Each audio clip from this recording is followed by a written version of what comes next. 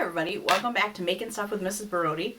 I'm Mrs. Baroody, and today we're going to be making a project where we utilize our primary and secondary colors that we reviewed in a different video. If you haven't watched that video, that's okay. You can go watch it now and come back, or you can just go ahead with the project. We're also going to be learning part of our good morning song, and I have to apologize before we start singing that I have been teaching you guys the wrong way to say good morning this entire school year. So if you're a former student or a current student, I have taught you the wrong way how to say good morning in sign language. I went back to my ASL book and looked it up, so I apologize.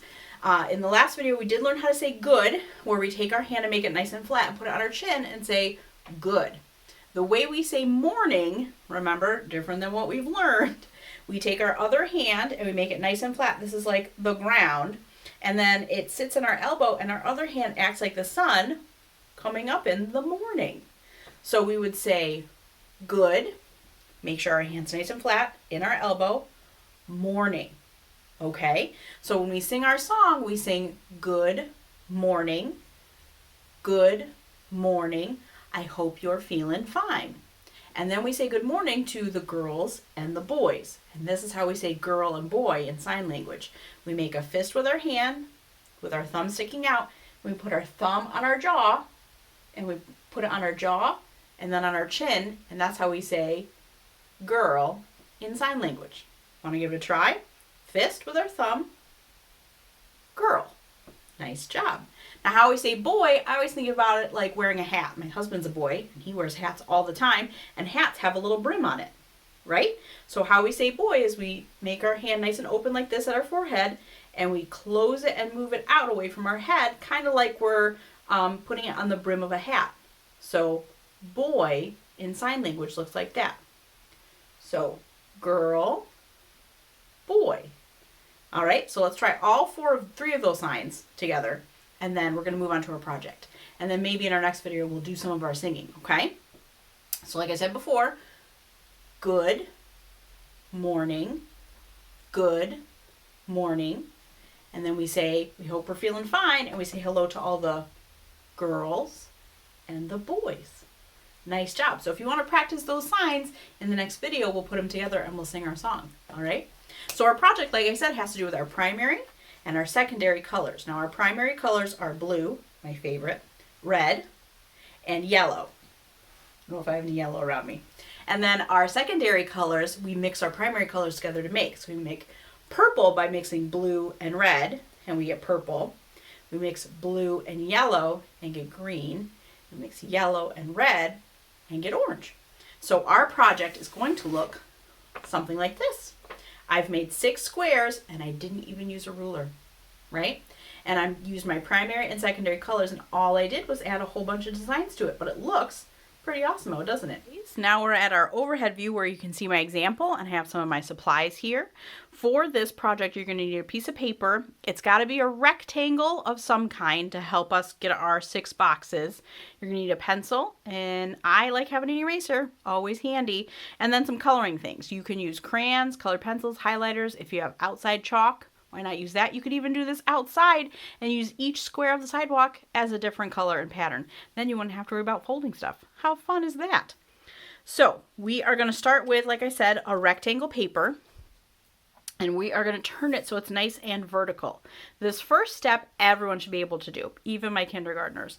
But some of my little guys and girls that are still working on some fine motor skills, after that first step, you might need to enlist some help from a grown-up or someone who's older or at least bigger than you and might have a little bit better control of their fingers, okay? So if you get to that part and you say, oh, yeah, I might need some help, pause the video and go grab some help, okay? So we have our paper nice and vertical, and we're going to fold it in half, make it kind of like a hot dog bun. Now when we fold, we don't just do this and smush and hope for the best, because things aren't lined up. That's not going to work for us. So when I fold, I like to hold it on one side with my fingers, take the other side very gently and kind of slide it along. You can see I'm using this finger as like a brake so no one can get past that end. I'm making sure my corners are lined up and my edges are lined up. Then I can take my finger and press down and turn it into a fold. Now we don't need this to be a crispy fold, so I'm not going to run my finger down and press down again. I'm going to leave it alone. Actually, I'm going to pop it open and smooth it out a little bit. So now I have this vertical fold on my paper. Step 2. This is the trickier one. We're going to turn our paper so now it's nice and horizontal. We have a left to right rectangle. And this part, we take one side, we fold it in towards the middle, but I'm not pressing down. And then I take the other side and we're going to fold that on top of it like this. Again, I'm still not pressing down. What I'm looking for is something like this. I want this edge of the paper to be touching that oval part, and I want this edge of the paper to be lined up with that oval part. So that means our paper will be in thirds. 1, 2, 3. Tricky, tricky. So when I think it looks right, I don't see any paper sticking out up here, any paper sticking out down here, that's when I can take my fingers and press down on my folds. Now, if I get it close to the camera, you can see this isn't perfect. That's okay. No one's going to judge me. I did the best I could do. Now when I open it up, this is where we have our 1, 2, 3, 4, 5, 6 boxes with our folds, and we didn't have to use a ruler. So now I'm going to take my pencil and I'm going to press down nice and hard so you can see my lines, but you guys could press down nice and lightly. You could use a black Sharpie marker or a black crayon, whatever you have to help show the lines of your squares. So I'm going to take my pencil. I like to start at the top of my paper and pull down. That way my hand's resting on the table and it helps hold the paper down too. If I start at the bottom, sometimes, oh, my hand's getting stuck on the paper. It's going to get all wiggly wobbly. We don't want that. So I'm going to start at the top of the paper and I'm going to drag down along our fold, being very careful to do the best I can to stay on there and get a pretty straight line. Look at that. I'm going to do the same thing on this guy. Oh, he got a little wiggly wobbly, but that's okay. And now I turned my paper. I'm going to start at the top again. I'm going to drag down on that middle line. This is the part if you are using Sharpies or markers or chalk, something that could potentially be some shmeary. Just be careful when you go over that line. You can see I kind of made a mistake there. We definitely got a little squiggly, but that's okay. So now I have my squares. In these I can do all of my primary colors. I could do red, yellow, blue. I could make a pattern that way. I could do red, yellow, blue, blue, yellow, red, blue, whatever order I want to. And I'm also going to do my secondary colors, green, purple, and orange, or green, purple, orange, or orange, purple, green. Whatever makes my heart happy. Over here, I have some of my red colors. So this red, my first graders should know if it's the true color of red. There's no white and there's no black mixed into it. It's called a hue, H-U-E. This is the true color red. If I add white to my red, then it turns into a tint and it becomes lighter and it becomes a pink color. And you can see I have lots of different pinks here. And these are just my markers. I have colored pencils. I have crayons. I think I might have some watercolor pencils around here somewhere. I have some highlighters. I could have tons of different reds. And then if we add black to our red, it becomes a little bit darker. I know it doesn't seem like it from the caps, but this marker would be a little bit darker than this red.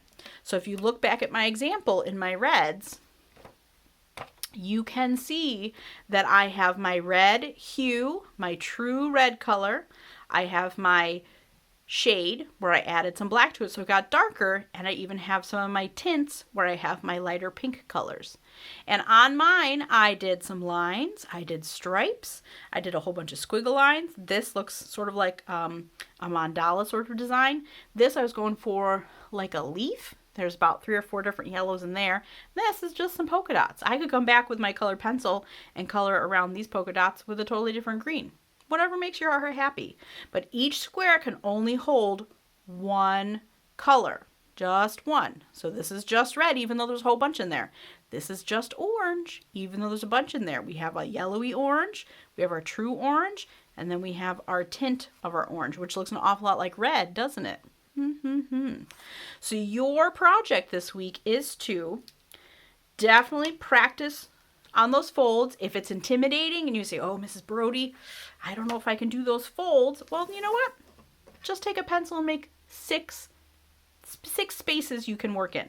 So I could just go 1, 2, 3, 4, 5. How many spaces do I have? 1, 2, 3, 4, 5, 6 spaces. So same thing. Doesn't have to be perfect squares. It can just be shapes, okay? Or like I said, go outside and do it on your sidewalk in front of your house. How cool would that be?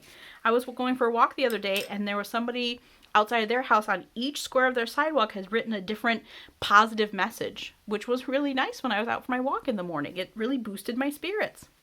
So before I go, I want to remind you guys to be safe. Make sure you're washing your hands. Make sure you're washing your hands. I want you to be kind and also to definitely be creative. And I'll see you next week for a whole new video. Till then, practice our good morning song signs the right way, not the wrong way. And I'll see you next week. Bye, guys.